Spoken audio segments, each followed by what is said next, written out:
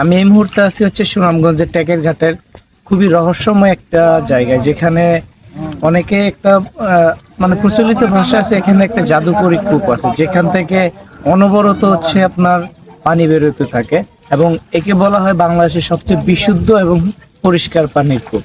তো আমি এখন দাঁড়িয়ে আছি সেই কূপটারই পাশে, আপনারা চাইলে দেখতে পারেন। এই যে এটা হলো সেই কূপ, এইটা থেকে অনবরত হচ্ছে আপনার পরিষ্কার পানি বের হচ্ছে, এবং এই যে মানুষজন এখান থেকে খাওয়ার জন্য পানি নিয়ে যাচ্ছে, একটু দিয়ে খেয়াল করে দেখতে পারেন।